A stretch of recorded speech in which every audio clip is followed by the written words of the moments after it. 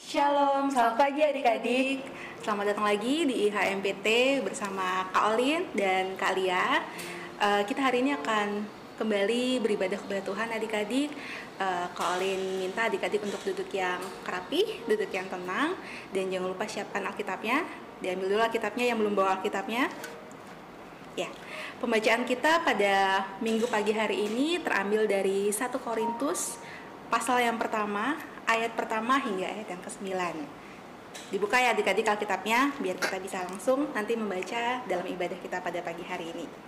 Sebelum kita ibadah, mari kita siapkan hati dan pikiran kita bersama-sama, mari bersaat teduh.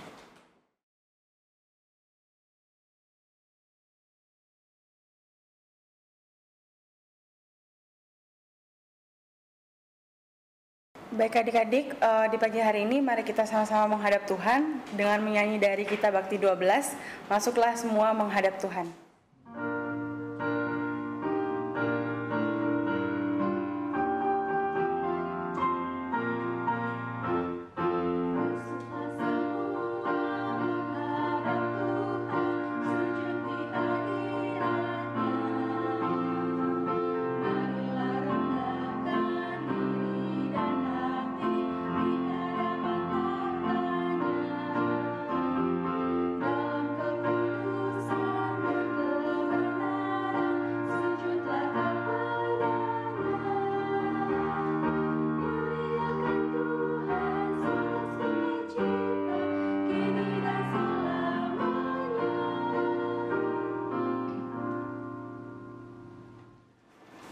Baik adik-adik, sebelum kita memulai ibadah kita pada pagi hari ini, mari kita berdoa. Selamat pagi Bapa, terima kasih untuk kasih dan penyertaan Engkau karena Engkau telah bisa mempertemukan kami selaku kakak layan beserta dengan adik-adik kami. Walaupun kami berbeda jarak, berbeda tempat, tapi Engkau masih bisa menyatukan kami ya Bapa. Di pagi hari ini kami akan memulai ibadah persekutuan teruna kami Tuhan. Tuhan Yesus pimpin ibadah ini supaya bisa jadi hanya di dalam nama Tuhan Yesus saja. Kami juga mau berdoa untuk Kak Olin, Kak Lia, terutama untuk Kak Amel dan juga Kak Gebi yang menjadi pelayan firman di pagi hari ini. Semoga apapun yang keluar dari mulut Kak Amel dan juga Kak Gebi itu hanya daripadamu saja ya Bapak. Terima kasih ya Tuhan, hanya di dalam nama Tuhan Yesus kami sudah berdoa, amin. Amin. Adik-adik, sebelum kita membaca yang akan kita renungkan bersama pada pagi hari ini, mari kita menghadap Tuhan kembali bernyanyi dari Kidung Jemaat 33, Suaramu Kudengar.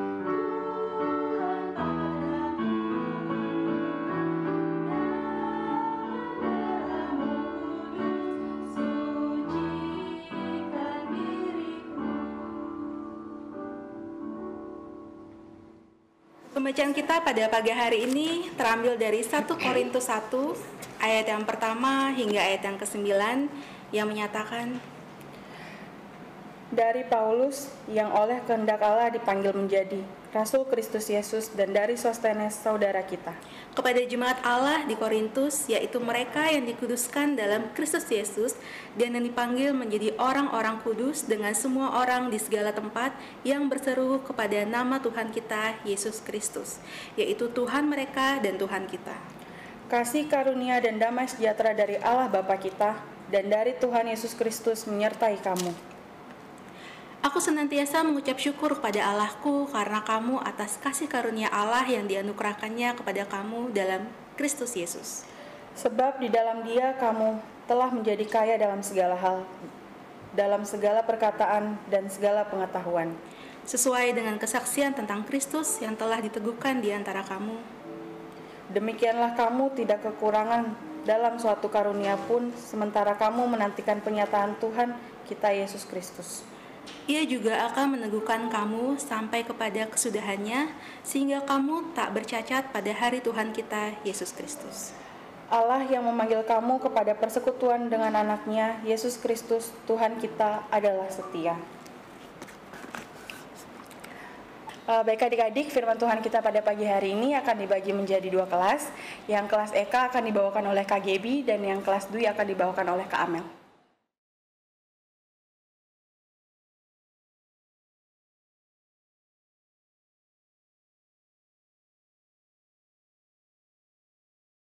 Shalom Sobat Teruna, selamat hari Minggu. Bersyukur sekali di hari Minggu pagi ini Kak Amel masih bisa bertemu dengan adik-adik Teruna sekalian walaupun secara online. Tapi kita akan belajar bersama-sama kebenaran firman Tuhan pada pagi hari ini. Tadi kita sudah baca bersama-sama ya adik-adik bagian firman Tuhan yang terambil dari 1 Korintus 1 ayat 1 sampai 9. Adapun judul dari HMPT kita pada hari ini adalah bersyukur sebagai saksi Kristus. Ngomong-ngomong soal saksi, adik-adik pernah nggak memperhatikan atau melihat di dalam sebuah ruang peradilan terjadi persidangan? Ya, tahu ya adik-adik ya, mungkin di televisi adik-adik pernah lihat atau mau nonton film.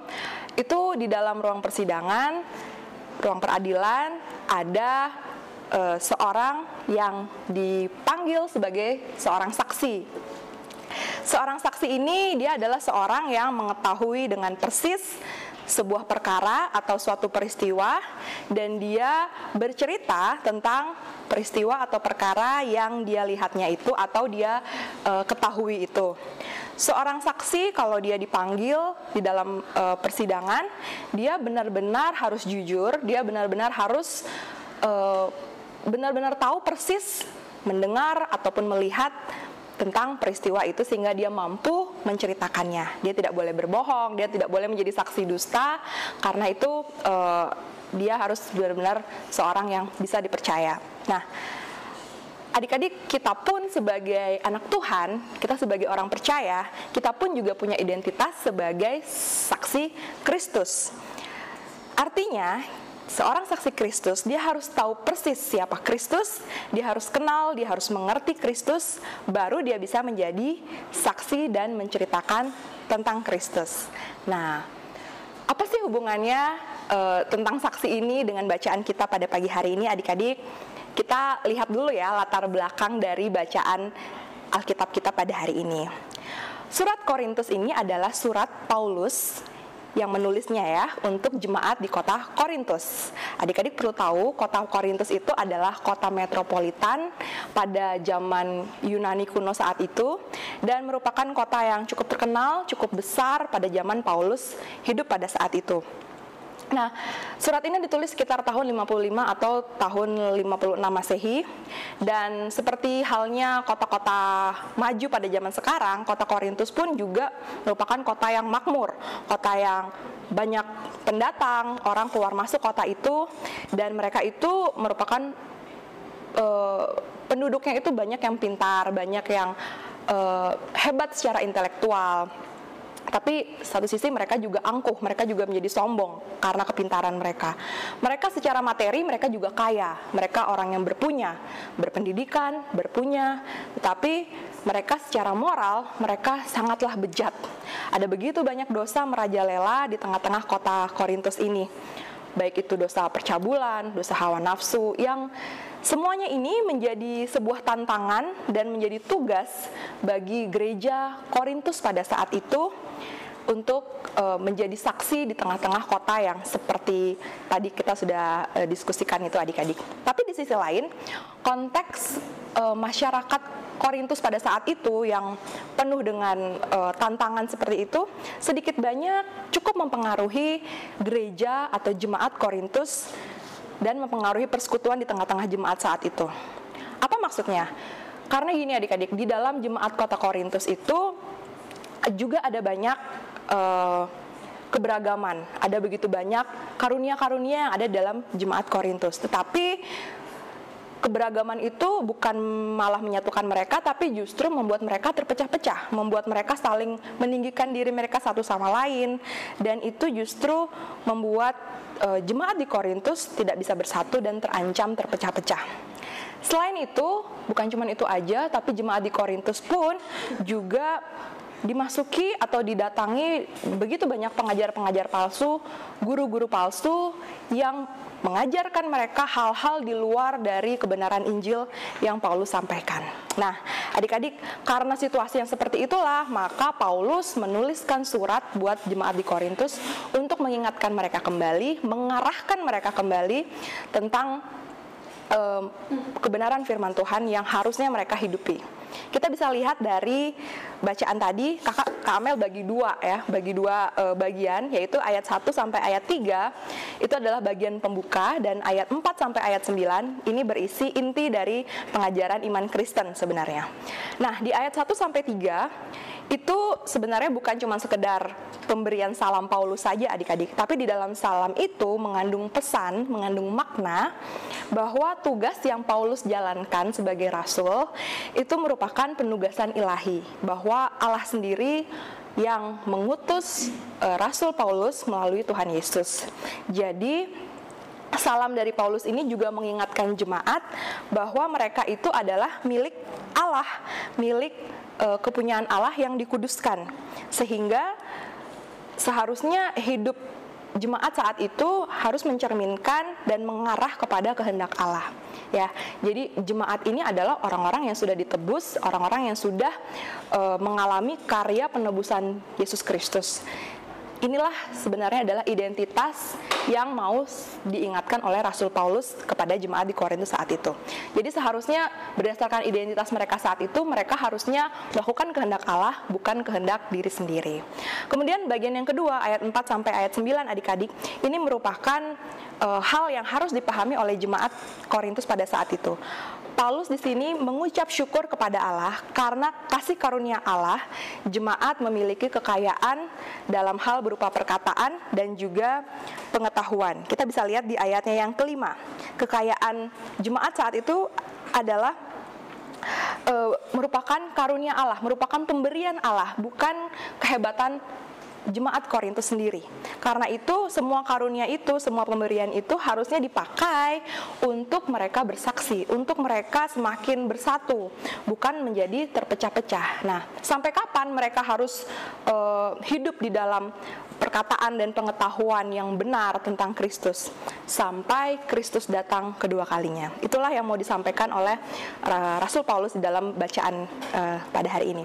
Kemudian di ayat 8 sampai ayat 9, ini merupakan bagian yang berisi harapan dan kekuatan dari Rasul Paulus bagi jemaat bahwa Allah yang telah menganugerahkan karunia-karunia tadi itu, perkataan, pengetahuan, Allah yang sama jugalah yang akan menolong mereka, yang akan membimbing mereka dan tidak akan meninggalkan umat pada saat menghadapi tantangan maupun pergumulan ketika melayani, ketika bersaksi, ketika melakukan kehendak Allah. Jadi di sini Paulus mau mengajak jemaat untuk bersyukur bahwa jemaat itu sudah dipanggil menjadi saksi Kristus. Ayo kita lakukan bagian kita menjadi saksi Kristus.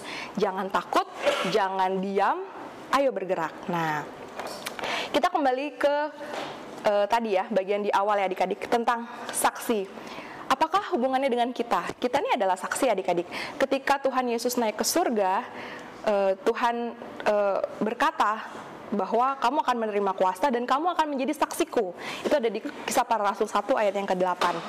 Nah, kamu akan menjadi saksiku. Kamu ini di sini itu menunjuk kepada para rasul, saksi mata yang hidup bersama-sama dengan Kristus saat itu. Tapi kamu di sini juga menunjuk kepada orang-orang percaya yang hidup setelah itu. Disebutkan ada Stefanus di dalam Kisah Para Rasul 22 ayat 20 disebut juga saksi. Kemudian ada Antipas di dalam Wahyu 2 ayat 13 juga disebut saksi. Dan juga para martir dan orang-orang percaya, termasuk kita adik-adik, Kak Amel dan juga adik-adik Teruna. Kita semua yang sudah percaya, kita merupakan saksi Kristus, orang-orang yang harus bersaksi, harus bersyukur, dan harus menjalankan tugas kita sebagai seorang saksi Kristus. Nah, sampai di sini Kak Amel mau sedikit cerita adik-adik. ada seorang perempuan, anak perempuan yang ayahnya itu adalah seorang bankir di Inggris. Dia itu begitu mencintai Tuhan, dia mengenal Tuhan, dan dia sering pergi bersaksi tentang Tuhan Yesus kepada orang-orang yang ada di kota itu. Dia begitu girang, dia begitu sukacita melakukan tugasnya sebagai seorang saksi. Dia bercerita tentang Tuhan Yesus. Tapi akhirnya suatu saat orang tuanya ini pindah dari kota itu, dan dia harus pindah ke sebuah tempat yang lain. Tetapi kerinduannya untuk memberitakan cerita tentang Tuhan Yesus itu begitu besar, sampai-sampai dia mencari-cari siapa yang kira-kira perlu mendengar tentang berita Injil ini. Kemudian akhirnya dia menemukan sebuah pabrik, dan di pabrik itulah dia pergi ke sana dan bertemu dengan para pekerja-pekerja perempuan di sana, dan si perempuan ini menceritakan tentang Tuhan Yesus kepada pegawai-pegawai pabrik yang ada di kota itu. Tapi kemudian setelah berhari-hari, setelah sekian lama dia memberitakan Injil, kemudian dia jatuh sakit. Orang ini menjadi sakit, adik-adik, perempuan ini sakit, dan dokter memvonisnya dia harus tinggal di ranjang rumah sakit itu kira-kira 13 bulan. Dan selama 13 bulan itu dia tidak boleh kemana-mana, dan dia tidak pernah turun dari tempat tidurnya. Tetapi kerinduannya untuk bercerita tentang Tuhan Yesus itu makin menyala-nyala. Sampai akhirnya dia memilih untuk menulis. Dia menuliskan kerinduannya itu, cerita itu, untuk bersaksi tentang Tuhan Yesus. Sampai akhirnya tulisan-tulisan itu jatuh ke dalam tangan seorang komposer atau musisi yang menciptakan lagu, dan tulisan-tulisan itu, lirik-lirik itu digubah, ditambahkan musik, ditambahkan lagu, dan kata-kata kerinduannya itu akhirnya menjadi sebuah lagu, sebuah himne yang bahkan bisa kita temui di dalam buku nyanyian kita, Kidung Jemaat, tepatnya di dalam Kidung Jemaat 427. Kalau adik-adik punya Kidung Jemaat, boleh dibuka sama-sama ya. Judul lagunya atau pujiannya berjudul Ku Suka Menuturkan. Lagunya kurang lebih begini adik-adik. Ku suka menuturkan cerita mulia, cerita Tuhan Yesus dan cinta kasih-Nya. Nah, ini adalah gambaran seorang yang dia punya kerinduan, tapi dia juga punya kemampuan, dia mengenal siapa yang dia beritakan, siapa yang dia saksikan. Dia begitu rindu sekali untuk memberitakan tentang Tuhan Yesus ini kepada orang-orang yang belum mengenal, supaya apa yang dia rasakan, sukacita kemenangan, sukacita kalau kita sudah ditebus, itu boleh dirasakan juga oleh orang-orang yang belum mengenal Kristus. Nah, belajar dari si orang ini, sang orang yang menuliskan lirik lagu Ku Suka Menuturkan ini, kita pun juga harus demikian adik-adik. Kita harus memiliki kerinduan untuk bisa memberitakan bersaksi tentang Kristus. Tapi nggak cuma kerinduan adik-adik, kita juga harus perlu punya pengetahuan yang benar. Apa yang mau kita beritakan kalau kita tidak punya pengetahuan, kita tidak tahu apa yang mau kita katakan. Karena itu kita harus rajin-rajin baca Alkitab, kita harus mau bergaul dengan firman Tuhan. Karena itulah yang membuat kita terisi, membuat kita mampu untuk menjadi saksi Kristus. Tapi nggak cuma pengetahuan aja yang kita harus punya adik-adik. Banyak orang yang dia tahu tentang firman, dia terus diisi dengan firman, tapi dia tidak punya kerinduan, dia tidak mau memberitakan tentang, dia tidak mau bersaksi tentang Kristus. Nah, itu juga tidak akan menjadi saksi Kristus orang yang seperti itu, ya kan? Sama seperti laut mati yang terus dialiri air, tapi dia tidak pernah mengalir, tidak pernah, dia hanya diam saja. Laut mati kan seperti itu adik-adik ya. Nah, kita nggak boleh seperti itu. Kita harus menjadi tempat yang mau terus diisi dengan kebenaran firman Tuhan, tapi kita juga punya kerinduan untuk mengalirkan itu ke tempat orang-orang yang belum mengenal Kristus. Niscaya kita akan mampu menjadi seorang saksi Kristus yang mensyukuri panggilan kita. Mari kita menjadi anak-anak Tuhan yang berani bersaksi, mengerjakan itu dengan rasa syukur, sukacita, dengan kehidupan kita sehari-hari. Adik-adik bisa bersaksi menggunakan apa yang ada dalam diri adik-adik saat ini, bisa melalui sosial media, melalui kehidupan adik-adik. Adik-adik suka menulis, adik-adik suka melakukan dalam musik, dalam hal apapun karya yang bisa adik-adik pakai untuk adik-adik bisa bersaksi.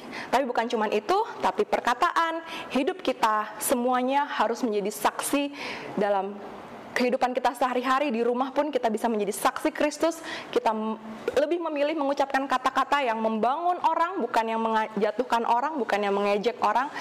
kita pakai kata-kata kita itu untuk memberkati orang, ya. Karena itu, marilah kita menjadi pelaku-pelaku firman yang hidup, menjadi saksi Kristus, dan terus hidup dalam rasa syukur karena kita sudah diselamatkan dan dipanggil menjadi saksi Kristus. Selamat hari Minggu adik-adik, kiranya firman Tuhan ini menjadi berkat dan kekuatan bagi kita. Tuhan Yesus memberkati.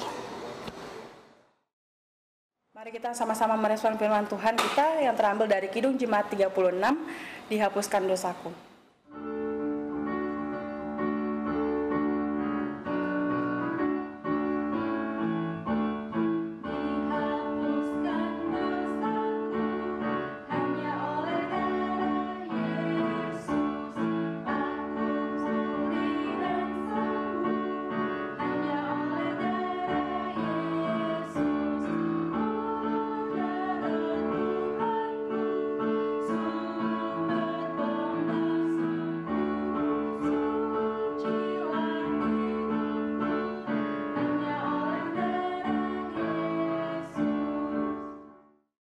Mari siapkan hati dan pikiran kita akan masuk dalam doa syafaat.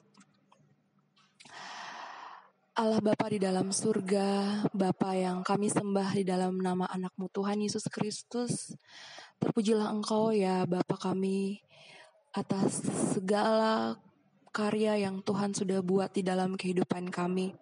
Kami boleh menjalani hari kami dengan penuh rasa syukur, dengan penuh berkat. Itu semua karena pemberian Tuhan, itu semua karena campur tangan Tuhan. Sungguh besar Engkau ya Bapa, hingga hari ini kami boleh mengikuti ibadah di tempat kami masing-masing, di rumah kami masing-masing. Kami boleh kembali belajar tentang firman Tuhan. Tolonglah kami ya Bapa, untuk kami bisa sungguh-sungguh merenungkan dan memaknai firman yang sudah kami dengar tadi. Jadikan kami saksi Kristus, dengan segala keberadaan kami sebagai teruna, sebagai seorang remaja.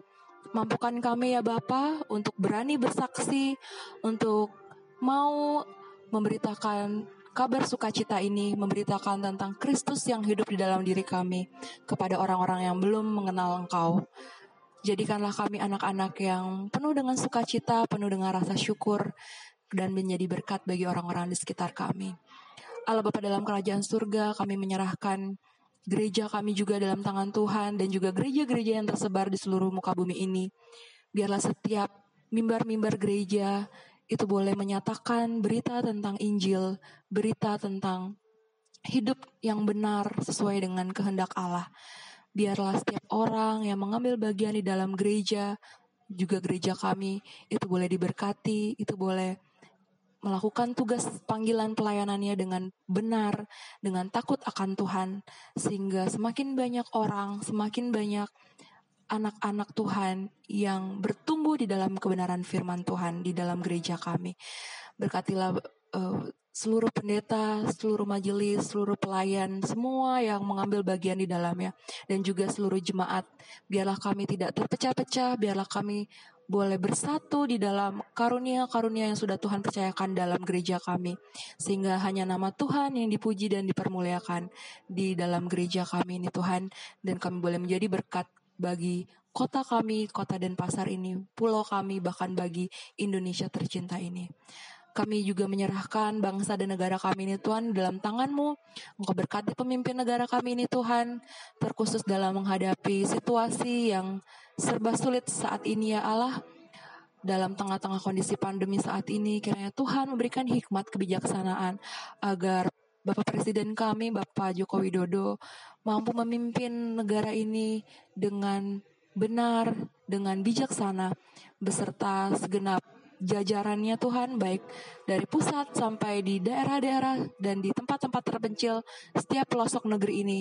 Semua pemimpin boleh menjadi berkat bagi daerah yang mereka pimpin, dan setiap warga masyarakat, warga negara kami boleh mendapatkan kesejahteraan dan hidup penuh dengan ketentraman satu sama lain. Tuhan tolong untuk setiap orang-orang yang menjadi korban, orang-orang yang menjadi pasien-pasien sakit COVID-19 ini Tuhan, mereka boleh disembuhkan, mereka boleh kembali dengan kondisi seperti sedia kala. Engkau berkati, Engkau pakai para tenaga medis, peralatan-peralatan, semua yang sudah dikerahkan untuk melawan pandemi ini Tuhan, kiranya Tuhan sempurnakan, Tuhan tolong agar semua boleh bekerja, semua boleh berjalan, dan semua boleh menjadi sembuh dan kembali seperti sedia kala. Kami berdoa untuk orang tua kami Tuhan, kondisi papa dan mama kami Engkau yang lebih tahu. Kami berdoa untuk setiap pekerjaan, usaha yang papa dan mama kami lakukan. Engkau berkati, Engkau kiranya Engkau berkenan untuk memberkati keluarga kami melalui pekerjaan orang tua kami ini Tuhan, supaya kebutuhan kami semua boleh tercukupi. Kami yakin dan percaya Engkau adalah Allah yang menyediakan, Engkau adalah Allah yang akan memberkati setiap anak-anak-Mu dan tidak pernah meninggalkan anak-anak-Mu sendiri.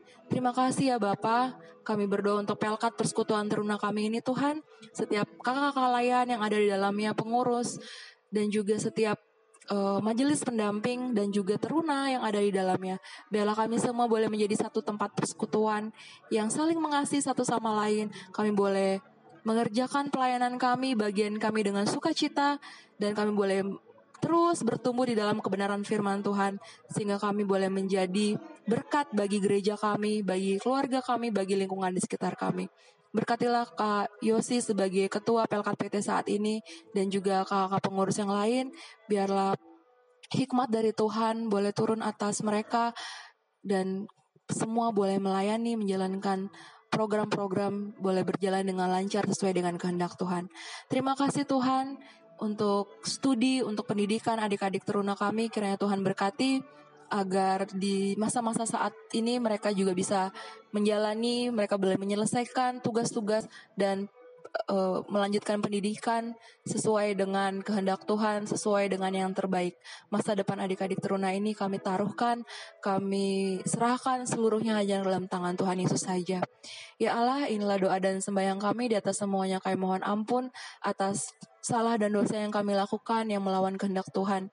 Kami alaskan doa ini hanya dalam satu nama Tuhan Yesus Kristus, yang adalah Tuhan dan Juru Selamat kami yang hidup dan yang sudah mengajarkan kami berdoa. Bapa kami yang ada di surga, dikuduskanlah nama-Mu, datanglah kerajaan-Mu, jadilah kehendak-Mu di bumi seperti di surga. Berikanlah kami pada hari ini makanan kami yang secukupnya, dan ampunilah kami akan kesalahan kami, seperti kami juga mengampuni orang yang bersalah kepada kami. Dan janganlah bawa kami ke dalam pencobaan, tapi lepaskanlah kami daripada yang jahat.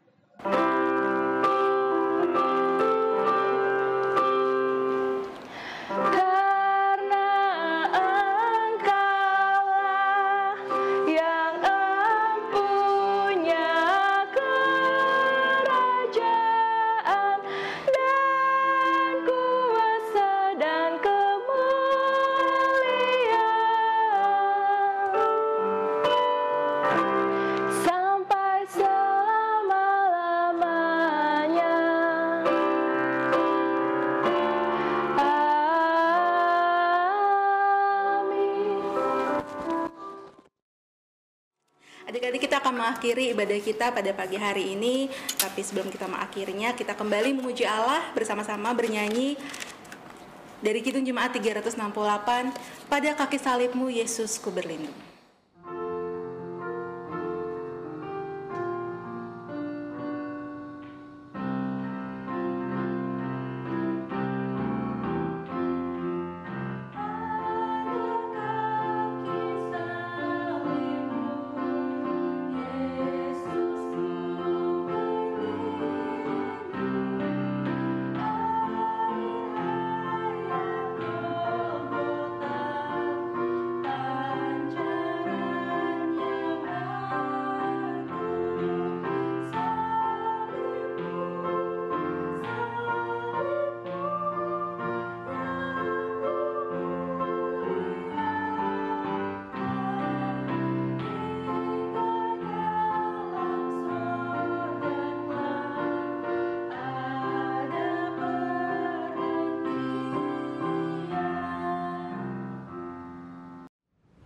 Adik-adik sekalian, sebelum kita kembali di dalam setiap tugas, di dalam aktivitas kita masing-masing, mari bersama-sama kita tunduk kepala dan kita mohon berkat Tuhan dalam kehidupan kita pribadi lepas pribadi. Mari kita berdoa.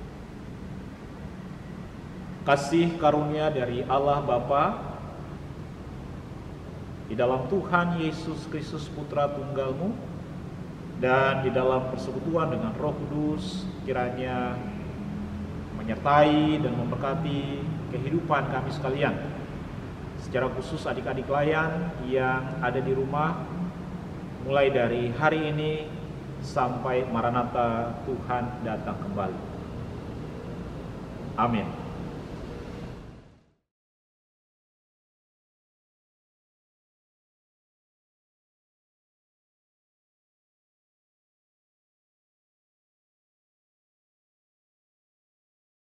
The support of friends just like you that have provided everything that we've needed during this lockdown.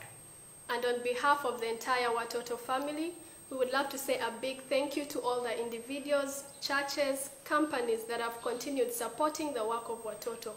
We pray that God will bless you and keep you safe. Now, during this lockdown, we've had an opportunity of learning a very beautiful song in Malay. And right now, I would love to sing that over you.